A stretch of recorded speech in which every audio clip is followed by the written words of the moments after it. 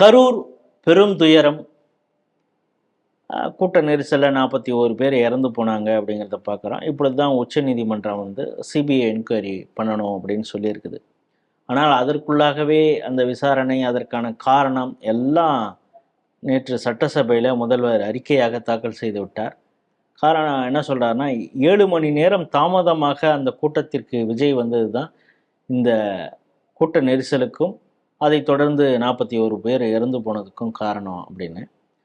அதுக்கப்புறம் போஸ்ட்மார்ட்டம் எப்படி இவ்வளவு வேகமாக பண்ணீங்க அப்படின்னு, 3 டேபிள் வச்சு எப்படி 39 பேருக்கு பண்ண முடியும் அப்படிங்கிற பல கேள்விகளுக்கு எடப்பாடி பழனிசாமி ரொம்ப ஆணித்தரமாக பல விஷயங்களை எல்லாம் பேசியிருக்கிறார். பாஜகவுடைய மாநிலத்தில் நயினார் நாகேந்திரன் பல கேள்விகளை எழுப்பியிருக்கிறார். இந்த செய்தி எப்படி பார்க்குறீங்க ராஜேஷ்? முதல்ல ஒரு விஷயத்தை நான் பதிவு பண்ணணும்னு விரும்புகிறேன். உச்ச நீதிமன்றம் சிபிஐக்கு இந்த வழக்கை கொடுக்கும்போது நிறைய விஷயத்துல ஆப்சர்வேஷன் சொல்லியிருக்கு. அதே ஆப்சர்வேஷன் ஏற்கனவே பிரபல யூடியூபர்களால் சொல்லப்பட்டது. அது மாரிதாஸா இருக்கலாம், நேதாஜி யூடியூபினுடைய வரதராஜனா இருக்கலாம், எல்லாரும். ஆனா இந்த யூடியூபர்கள் கைது செய்யப்பட்டிருக்கிறார்கள். அரசு தரப்புல யாராரு வதந்தி பரப்புவார்களோ அவர்களை நாங்கள் கைது செய்வோம் என்று சொல்லியிருந்தார்கள். இப்போ உச்ச நீதிமன்றத்தை இவங்க என்ன பண்ண போறாங்க? உச்ச நீதிமன்ற நீதிபதியை போய் கைது செய்ய போகிறார்களா? எனக்கு அது தெரியல. குறைந்தபட்சம் இனிமேலாவது இவங்க ஒன்றும் தப்பா செய்யலப்பா, உச்ச நீதிமன்ற ஜட்ஜே சொல்லிட்டாருன்னு இவங்க விடுவிக்க போகிறார்களா? அதுவும் நமக்கு தெரியல. ஆகையினால ஒரு பொய்யை கொஞ்ச நாள் முடக்கி வைக்கலாம், சிலரை சில நாள் ஏமாற்றலாம், பலரை பல நாள் ஏமாற்றலாம், எல்லாரையும் எப்போதையும் ஏமாற்ற முடியாது என்பதை முதல்வர் புரிந்து கொள்ள வேண்டும். ரெண்டாவது, இதில் அடக்குமுறைக்கு என்ன அவசியம் வந்ததுன்னு கருத்து எல்லாரும் தான் சொல்ல முடியும் சமுதாயத்தில். இதில் எங்கேருந்து அதாவது ரொம்ப தெளிவாக பாஜகவினுடைய மாநில தலைவர் நயினார் நாகேந்திரன் ரொம்ப தெளிவாக சொல்லியிருக்கார். பாட்டிலுக்கு 10 ரூபா பாடின பிறகுதான் செருப்பு வந்தது, பாட்டில் வந்தது. அது உண்மை தானே? அது வரைக்கும் அது வரலையே. அதுக்கு முன்னால யாரும் பாட்டில தூக்கி எறியல, அதுக்கு முன்னால செருப்பு தூக்கி எறியலையே. அதுல இவருடைய கவனம் அதுக்கப்புறம் அந்த பாட்டு பாடின உடனே தான் திடீர்னு கூட்டத்துல நெரிசல் வந்ததா? அதுக்கப்புறம் கரண்ட் கட் ஆனதையும் சொல்லியிருக்காங்க, ஜெனரேட்டர் கரண்ட் கட் ஆனதையும் சொல்லியிருக்காங்க. ஆகையினால இது நடந்த சம்பவத்தை வைத்து பார்க்கும்போது இதுல எந்த அவதூறுமே இல்லை என்பதைத்தான் உண்மை. இப்ப சட்டமன்றத்துல பேசினதை நீங்க என்ன செய்ய முடியும்? சட்டமன்றத்துக்கு வெளியில பேசினவங்கள அரெஸ்ட் பண்ணிருக்கீங்க, சட்டமன்றத்துல பேசினதை என்ன பண்ணுவீங்க?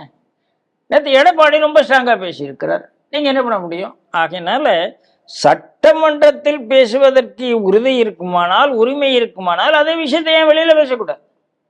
அதுல என்ன அவதூறு இருக்கிறது? ஆகையினால இந்த அரசாங்கம் செய்யற செயல்ல நமக்கு உடன்பாடு. சிபிஐட்ட வழக்கு போயாச்சு. இப்ப அறிக்கை தாக்கல் செய்யப்பட வேண்டிய அவசியம் என்னன்னா இன்னொரு கேள்வி வருகிறது. இல்ல அரசாங்கம் எதிர்கட்சிகள் டிபேட் வேணும்னு கேட்டாங்க, ஆகையினால நாங்க அறிக்கை தாக்கல் செய்தோம், சிபிஐல இருந்தால் இல்லைனாலும் எங்க கடமை எது என்று சொன்னால் ஏற்றுக்கொள்ளலாம். ஆனால் நாளைக்கு சிபிஐனுடைய ஃபைண்டிங்ஸ் எல்லாம் நீங்க என்ன அறிக்கை கொடுத்தீர்களோ இதைக்கு எதிராக வந்தால் இந்த அறிக்கை சட்டமன்ற குறிப்பில் இருக்குமா இருக்காது? இல்ல இது கூட சேர்த்து சிபிஐனுடைய இதையும் நாளைக்கு சேர்ப்பீங்களா சேர்க்க மாட்டீங்களா? இது வேற அது வேறன்னு வைக்க முடியாது. அப்போ பொய்யை மட்டுமே வைப்பதற்கு ஒரு குறிப்பா? இது என்னுடைய 2வது கேள்விங்க. ஆக்சுவலா இந்த கேள்வி ஒவ்வொரு ஊடகமும் கேட்கணும்னு நினைக்கிறேன். ஏன்னா நீங்க ஒரு அறிக்கை கொடுக்கிறீர்கள், இந்த அறிக்கை மீது விவாதம் நடக்கிறது, நாளைக்கு இந்த அறிக்கை தான் டாக்குமெண்டா இருக்க போகுது. ஆனா சிபிஐ ஜட்ஜ்மெண்ட் வரும்போது இந்த அறிக்கையெல்லாம் பொய் என்று ஆகிவிட்டால் இந்த அறிக்கையினுடைய கதி என்ன? Will it be retained, will it be withdrawn அப்படின்னு கேட்குறேன். சிபிஐனுடைய ஃபைண்டிங்ஸ் எல்லாம் தப்பா வந்த பிறகு ஸ்டாலின் இந்த அறிக்கையை திரும்ப பெறுவாரா? இது என்னுடைய 2வது கேள்வி. 3வதா இங்க பாருங்க, ஒரே பொய்யை திருப்பி திருப்பி திருப்பி திருப்பி ஸ்டாலின் சொல்கிறார். அப்படித்தான் நம்ம பார்க்க வேண்டியிருக்கு. இதுல பாருங்க, ஒரு சபாநாயகருக்கு என்று ஒரு கண்ணியம் இருக்கு. கருப்பு பேட்ஜ் கட்டிட்டு வந்தா ஏடிஎம்கேக்கு பிபி வந்து எடுத்தா அப்படின்னா, சபாநாயகர் எல்லா கட்சிக்கும் நியாயமா தாங்க இருக்கணும். சட்டமன்றத்தில் கருப்பு பேட்ச் அணிந்து வந்து எதிர்ப்பு தெரிவிக்க வேண்டிய ஜனநாயக கடமை எதிர்கட்சிகளுக்கு இருக்கு. அத ஒரு சபாநாயகர் கேலி செய்வார்னால் சபாநாயகர் திமுகவுடைய அடிவரடியாக இருக்கிறார்னு தான். ஏன்னா அவர் இந்த வார்த்தைகள் பேச வேண்டிய அவசியம் இல்லை. பேசுறாருன்னா அதான் கருப்பு பலூன் விட்டவங்கள பக்கத்துல இருந்துகிட்டு அவர் இதை பேசுறாருன்னா அப்ப சபாநாயகர்கிட்ட அந்த பதவிக்கான நேர்மையோ தகுதியோ இருக்கிறது மாதிரி எனக்கு பார்வையில் படும். இது மூன்றாம். நான்காவதாக, நீங்க 7 மணி நேரம் லேட்டா வந்ததுனாலதான் பிரச்சனை என்று சொல்லுகிறீர்கள். எத்தனை கூட்டங்கள் இன்னைக்காவது கம்யூனிகேஷன்ல அவ்வளவு இருக்கு சார். 10 மணிக்கு வர்றேன்னு சொல்லிட்டு ராத்திரி 3 மணிக்கு வந்திருக்கிற எம்ஜிஆருடைய மீட்டிங்ல நான் இருந்திருக்கேன்.